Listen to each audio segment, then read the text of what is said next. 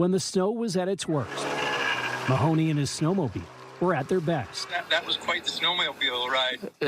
It was. Making a difference for a man in need. But I appreciate it. I really do.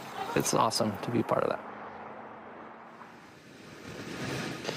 Well, the trucker told us he was going very slow, still found himself in that situation. And by the way, the ride, once he got to first responders, wasn't easy at all. Apparently, one ambulance got stuck, and it took 2 ambulances and a couple hours just to get back to Heber. Back to you.